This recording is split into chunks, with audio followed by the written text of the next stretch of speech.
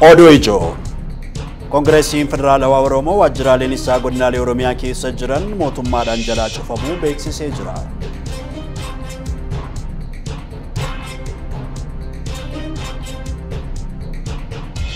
Keeniyaatti shakkamaan haadha warraasaa dabalatee dubartoota 40 ol ajjeesuu amanee poolisiidhaan to'atamee jira.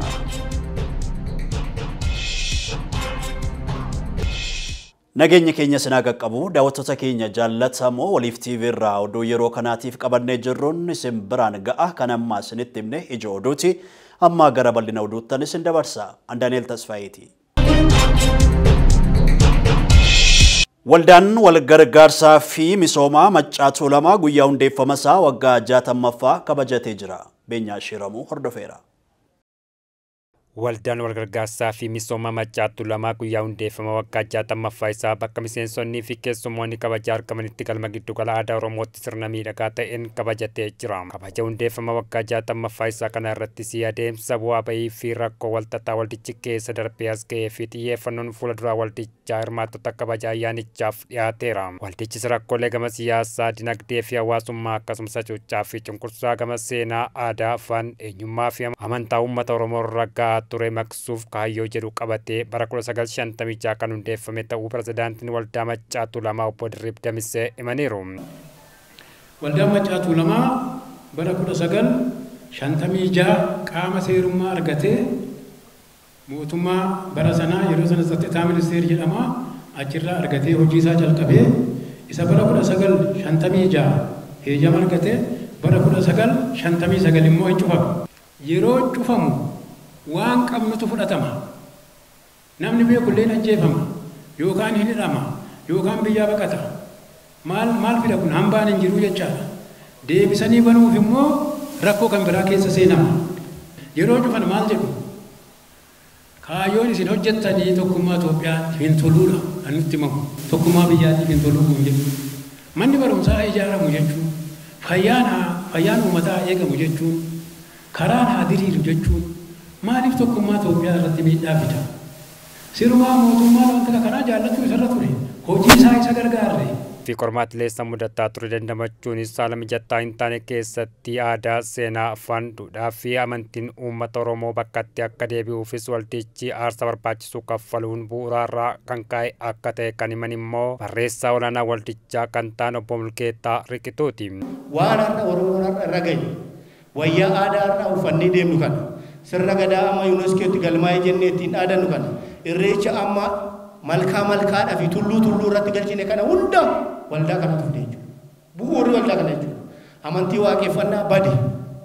Amantii Oromoo ganamaa bade kan bakka isaatti deebise waldaa kana jechuudha. Waldaan kun yoo jabaate waan Oromoon qabu hunda akka deebisu waan beekaniif mootummaan dhufaa darbaa waldaa kana irratti duula jechuudha. Dargaggeessi keenya immoo ammam kana hubatee waldaa kanatti dhufaa jira isa jedhu deebisaa isin waaf hin dhiisaa jechuudha. Jibbinsa irraa kan ka'e yeroo garaagaraatti ari'atamuudhaan waldichi cufamuu qabeenyaan isaas saamamuu fi hundeessitoonnii fi miseensonni isaas hidhamuun rakkoolee waldichi keessummeessaa ture keessaa isaan muraasa yoo ta'u kun immoo hojiiwwan kaayyeffate akka hin hojjenneef gufuu itti ta'aa turuunis ibsameera. Gara fuula duraattis madda galii waldichaa bal'isuudhaan tokkummaa Oromoo cimsuu fi hojiilee bu'uuraalee misoomaa rakkoo hawaasa dinagdee uummatichaa furan irratti xiyyeeffachuun aantummaa uummatichaaf kan hojjetu akka ta'es eerameera. Waldaan Maccaa Tuulamaa abdii egeree uummata Oromoo waan ta'eef kan kanaan dura caalaa aantummaa uummata Oromoo fi Oromiyaaf akka hojjetuuf tumsuuf qophii ta'uu isaanii hirmaattonni ayyaanichaas himaniiru. Ani waldaan Maccaa Tuulamaa siyaasa irraa bilisa ta'ee abbaan barbaade siyaasa irraa taa'u. Yoo Oromoodhaa hojjete hin tumsa. Duris yeroo dhaabbatus mootummaa gargaaruudha waan mootummaan hojjechuu uummataaf hojjechuudhaa dadhabeen hojjedhaa jedhe. Inni kun waan eebbifamaadha jechaadha. Waan uummataaf hojjetu yoo ta'e hin tumsa jechaadha. Iddoo uummataaf hin hojjennetti iddoo uummati miidhamutti immoo waldaan Maccaa Tuulamaa yeroo hundumaa aantummaa uummataa ganama qabatee ka'e sana qabatee itti fufuutu irra jiraata jechaadha. Amma aantummaa uummata Oromoo qabatee adeemetti immoo uummata Oromoo bira dhaabbachuun dirqama hundoo keenyaati jechaadha. Waldaan kun abdii ture akka kanatti lallaafee itti fufuun irra hin jiraatu hundi keenya iyyuu tumsinee bakka dabeetti qajeelchinee waldaa kana fuula dura tarkaanfachiifnu. dammaqina Oromoon ammarra ga'ee amma dana teenyu kana lafa jiru taa'amee mootummaan jijjiirama mootummaan lafa jirutti argamee jiru kun hundee isaa Machaaf Tuulama wanta ta'e Machaaf Tuulamaan kunuunsuun siidaasaa karaa addabaabayii maqaasaa moggaafachuun yuunivarsiitii maqaasaa banuun barbaachisaa wanta ta'e kana dhaamee dhaloota kanaaf immoo kana dhaamaa gaamiti itti adeemamuutu irra jira. Dhalootichi wantoota waldaan Machaaf Tuulamaa waggoota 60 har'aatirraan dura karoorsee hojiitti gale san amma dhaloonni dhufu kun hamma danda'e ceesisuu qabu. Isaan kanneen hundi hojjetanii nuun gaaniiru. Nuti immoo dhaloonni amma jiru waan humni keenya danda'e gochuu qabna. Xumura irrattis hundeessitoota miseensota cimoo waldichaa fi kanneen tumsa taasisaa turaniif waraqaan beekamtii kennameera. Jilli obbo Shimallis Abdiisaatiin durfamu aanaalee Iluu fi Bachootti hojiilee misoomaa daawwatee jira. Jilli pirezidaantii mootummaa naannoo Oromiyaa obbo Shimallis Abdiisaan durfamu godina Shawaa Kibba Lixaa aanaalee Iluu fi Bachootti hojiilee misoomaa garaagaraa hojjetamaa jiran daawwateera. Jilli kun godinichatti hojiiwwan inisheetiivii misooma aannanii horsiisan lukkuu xaa'oo uumamaa kompoostii raammoo fi inisheetiiwwan kanneen biroo daawwachuu ragaan biiroo koominikeeshinii Oromiyaa irraa argame ni mul'isa. Bifuma wal fakkaatuun jilli pirezidaantii mootummaa naannoo Oromiyaa obbo Shimallis Abdiisaatiin durfamu godina Shawaa Kibba Lixaa aanaa Qarsaa Maallimaatti qamadii kilaasteraan misoomaa jiru daawwatee jira. Koongiresiin Federaalawaa Oromoodha waajjiraaleen isaa godinaalee Oromiyaa keessa jiran mootummaadhaan jalaa cuufamuu beeksisee jira. Mootummaan garuu hanga oduun kun qindaa'etti deebii laatee hin qabu.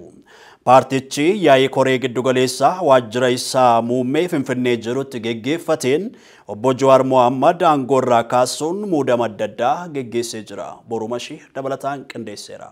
Paartiin Koongireesii Federaalaa Oromoo korasaa idilee marsaa sadaffaa guyyoota lamaa fi magaalaa Finfinnee waajjira muummeessaatti geggeessaa tureen duuba ibsa baaseen waajjiraaleen dhaabichaa 200 guutuu Oromiyaa keessatti mootummaadhaan jalaa cufamuu beeksisee jira. Paartichi miseensonnii fi qondaaltonni paartichaa tokko tokko hariiroo abaawoo woboo dhaaba mootummaan Itoophiyaa abaawoo shanee jedhee waamu waliin qabdu jechuudhaan na jalaa dararamaa jirus jechuudhaan himasee jira. Dhaabichi guutuu Oromiyaa keessatti godina Shawaa Lixaa fi Arsii Bahaa malee waajjiraaleen Koongireesii Federaalaa Oromoo godinaalee hanga aanaaleetti jiran mootummaadhaan jalaa cufamuu isaa beeksisee jira. Dabalataan Koongireesiin Federaalaa Oromoo qabeenyi isaa bakka tokko tokkotti qaamolee mootummaatiin jalaa samamaa jiraachuu ibsee jira. Paartichi amma haalli biyyattii keessa jirullee akkaan akka isa yaaddessuus beeksisee jira. Keessayyuu ammoo waraanni jeequmsi siyaasaa reebichi hidhaan buqqaatiin ajjeechaan saamichi ukkaamsaa beellii fi dhibeen uummata dararaa akka jirus beeksisee jira. Koongireesiin Federaalaa Oromoo rakkoolee maqaadhaa kanaafis furmaanni tokkichi yoo jiraate marii biyyaalessaa hunda hammate gaggeessuu qofa jechuudhaan addeessee jira. Paartichi mootummaan baacoo bira dabaree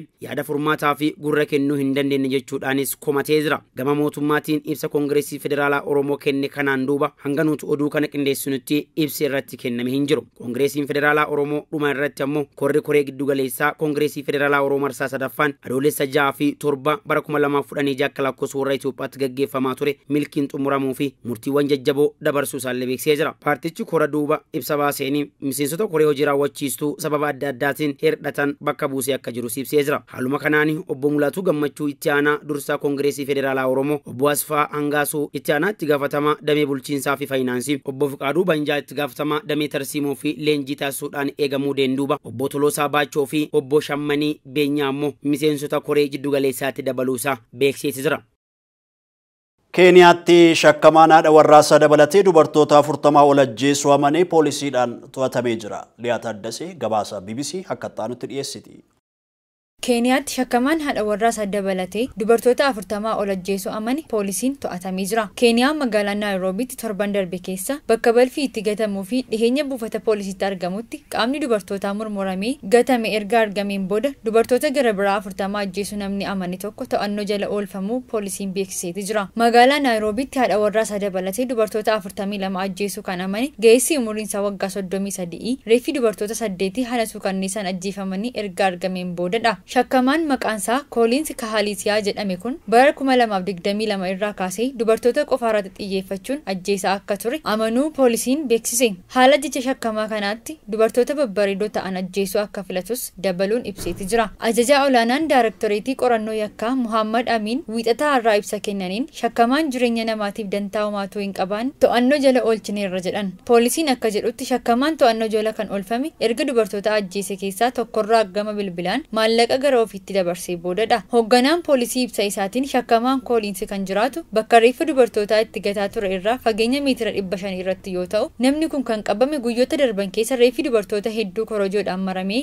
argamuu hordofeeti. Reeffi dubartoota kanneenii bakka balfaan itti gatamu argamuunsaa jiraattota kan dheekkamse yoo ta'u mootummaanis dhimmicha qoratee bu'aasaa akka beeksisu himeeti ture. Itti dabaluunis poolisiin mana shakkamaa keessaa meeshaalee yakkaatiif faayidaarra oolfamaa turan jedhe gajaraa, haguuggee harkaa, korojoowwanii fi bilbila moobaayila namoota ajjeefamanii, kaardiiwwan siimii fi waraqaa eenyummaa argachuu beeksiseeti jira. Pireezidaantiin biyyattii dhiibbaa keessatti argamanis nuti biyya diimokiraasii olaantummaa seeraatiin durfamuudha. Qaamolee ajjechaa iccitii Naayiroobii fi iddoowwan biyyattii biraa keessatti hirmaatan seeraan gaafatamus jedhanii ture. Haa ta'u malee namoonni tokko tokkos ajjechaa namootaa duuba harki mootummaa jiraachuu akka hin oolle tilmaamaa kan turan yoo ta'u namoonni hedduun mormii mootummaa dhiheenya raawwatame irratti hirmaatan eessa buuteen isaanii kan hin baramne yoo ta'u qaamoleen mirga namoomaatiif falmanis dhimmicha namoota bakka buuteen isaanii dhabame yaaddessaadha jedhan. BBC wabeeffanne. Nu waliin turtanii oduu keenya waan daawwattanii fi ulfaadhaa isiniin jenna. Qophiilee keenya kanneen hafan kan biroo argachuudhaa fi fuula miidiyaalee hawaasaa keenya YouTube, TikTok akkasumas Facebook keenya LinkedIn fi Telegraamiidhaan nu argachuu dandeessu. Daani'eel Tasfaayeetii yeroo gaarii qabaadhaa.